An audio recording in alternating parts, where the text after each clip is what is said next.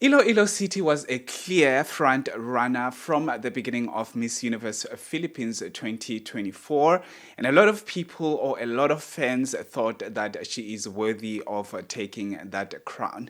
And one of my videos, I clearly stated that Iloilo City won't be winning Miss Universe Philippines. If you'd like to hear more of my take on this one, I'm going to be reacting to her full performance for the finals. Please do stick around. Hello, my beautiful people. Welcome back to yet another video. My name is Peter, all the way from South Africa.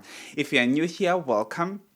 And if you are a returning Sabi, thank you so much for gracing us with your presence. And also, these videos are not here to bash any of these candidates, but it is just to answer the whys and whatever. And also, please make sure that you comment down below with your own views. Make sure that you keep them clean, keep them clear. We don't want to actually bully these candidates, because this is just a competition. It's just a fun competition that will propel one of these ladies to a success story. So without wasting any more time, let's react to Miss Universe Miss Universe Philippines Iloilo City 2024 edition. Let's get into it. So let's get into this one. Alexie y Brooks, Iloilo City!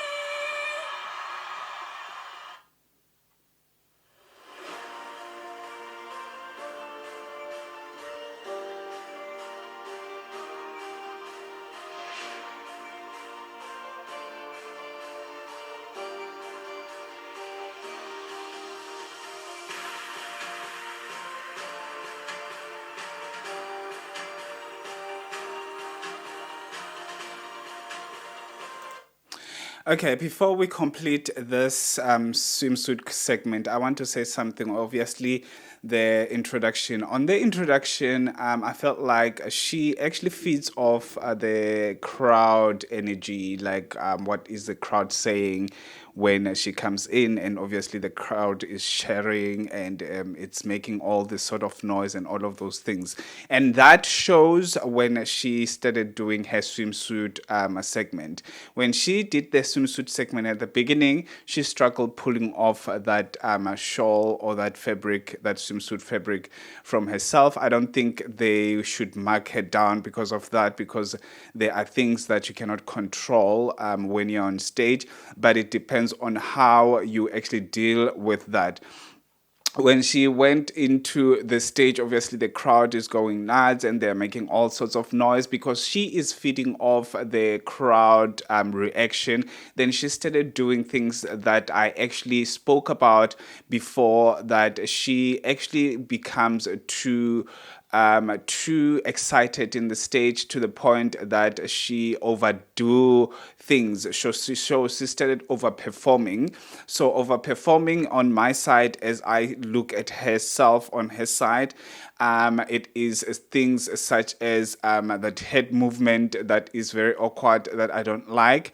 I spoke about it before, and obviously on the prelims competition, she toned it down. She was very elegant. She glided very easily, very good. She gave a stellar performance, even though I didn't like her makeup then. But she gave a stellar performance when it comes to the swimsuit competition during the prelims, and she did not do too much of those head movements that I didn't like, and the forced transitions were not that much there. But when it comes to this one, to this final show, she started doing all that due to how the crowd was reacting to her when she entered the stage. And that for me is not being emotionally ready, because whatever that you do, you shouldn't do it to please the crowd. You should do it to please the judges, and also you should do it to please yourself, which is you should be able to elevate your actual performance, other than making sure that the crowd keeps on going when you do all these overperforming stunts, which is not advisable visible. That is the reason why Bula Khan was just gliding on stage, doing all right things, and making sure that the judges are impressed and the voters also are impressed. And so that is the reason why she got that spot without having all thousands of crowds making noise and her feeding off those noise, because those noise can make you stumble on stage because you're trying too hard to overperform, to overdo things. Let's go on.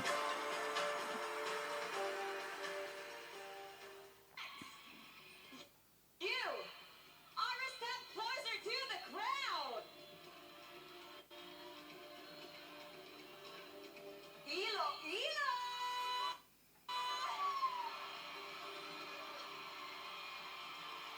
Hello. All right, I see this crowd is it for you. Are you ready for the question? Let's do it. Now, if you could hit I don't know someone if in I don't know if she was trying or she was looking at Jeannie's eyes when she had that movement when Jeannie tried to touch her on her shoulder. I would think that it was something different. Let us check it again, because that head movement and that body language for me just gave me like she didn't want to be touched. Look at this. now, if you You could see hit that everyone movement? but I'm not sure if it is me or at the angle of the camera and stuff like that. She was trying to look into Jeannie's eyes, but it gave me a bit of chills when I looked at it. That it's gonna be translated differently. It will be translated like she didn't want to be touched, and all those things, don't touch me. But I'm not sure. It could be the angle of the camera, but those things are things that most of the times judges use. They check your body language. They check how you speak to the actual presenter. They check how you communicate in a room full of people. That's what we're going to see now. in your MUPH journey, what moment would you play back? Well, every day that I get to spend with this girl is the most amazing to my lives. But if there's one moment that I want to go back, probably those days that we were at Sultan Kudarat, when we did a national costume there. Though all the girls were really exhausted, that's when we see the sisterhood that is in there. So this is really more of like a celebration for us. I would say that the answer was safe for her. In my own words, I would say also that it is so pageantry. She could have gone for something different, but obviously, she wanted something that would include the sisters in the pageant room or whatever, but it was too safe for me, and rather go for something that is not too pageant, especially for her that she is a sports girl. She could have spoke about something else or spoke about maybe charitable work that she did and all those things, just to show her facility, her versatile side of her, or facility. I think English just left me over there, but then we need to continue. I wanted to see her versatile side when she answered that question, but I might be too critical because obviously most of the girls didn't really go way out of the box when they were answering that part of the segment. But let's continue. Before we get into this one, when I saw that dress, I was like, I just want to just run away and get into a closet or wardrobe and hide myself. This dress is good on pictures. It is like these Vogue dresses that you can only see them on magazines and online magazines and all of those things. But it's not a dress that you can walk into a stage with for pageantry. That's what I felt. or I felt like it was not meant for her. It is too dramatic with the thigh showing and this asymmetrical sleeves and on all of those things. I feel like not for her. She's edgy already. She doesn't need all these dramatic stuff going on. They could have gone for something that is not showing any body. They could have gone for something with elevated sleeves and just very classy and very classic and very down. Like they could have played with a color that is not too much, because she's already standing out with her facial features, with herself, with her skin color, with her hair. It is something new at the Miss Universe Philippines that they should think about. They should think of her being the center, not the dress all over. What I think of this performance, I always think about that dress. For me, I was like, no to the no. But we have to give it to them with the makeup. The makeup was good. They brought it because the makeup was not good during the prelims.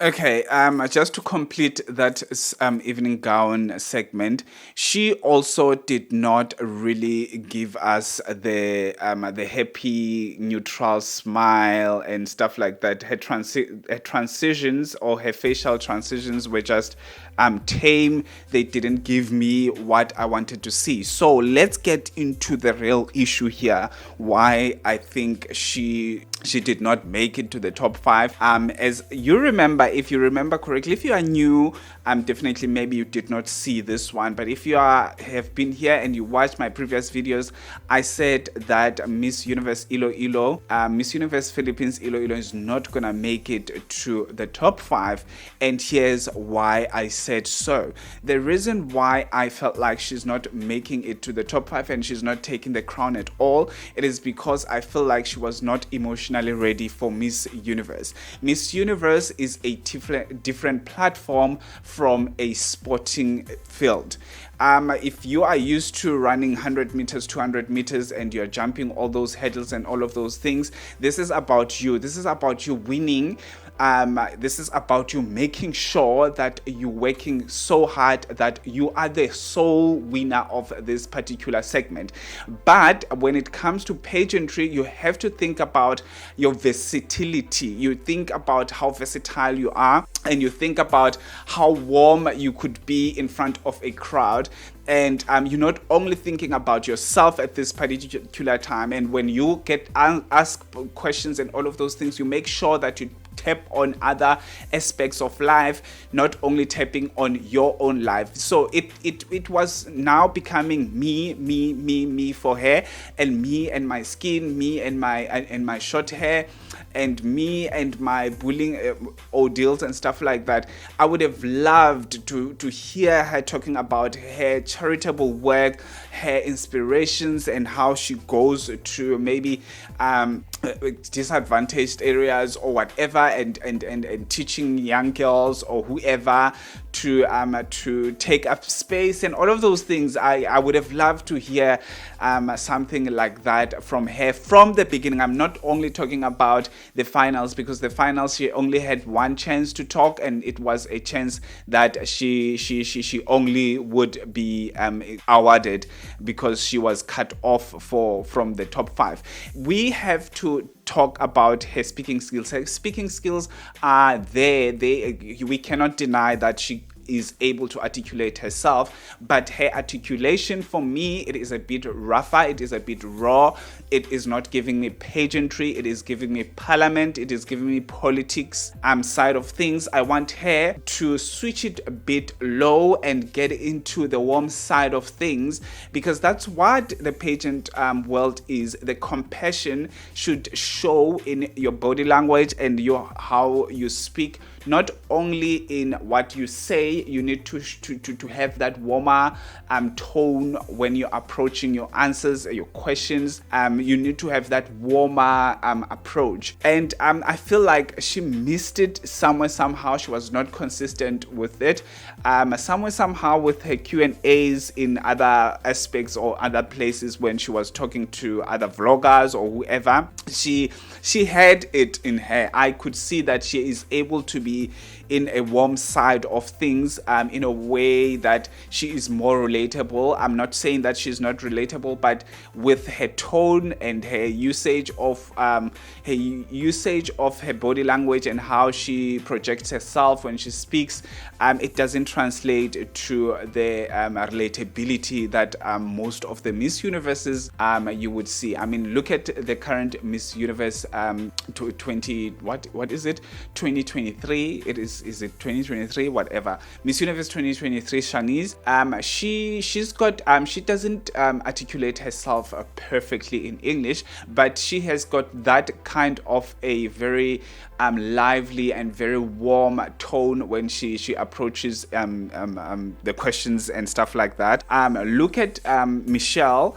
Michelle is very confident in herself, but when she approaches the answers with ease and with warmth. You can hear the tone and texture of her voice that this person is very getting into this Q&A, and it's convincing, but she doesn't force it. And so that means she forced a lot of times when she spoke, she was forcing it. And a lot of times when she was performing, she was forcing the turns, she was forcing a lot of things.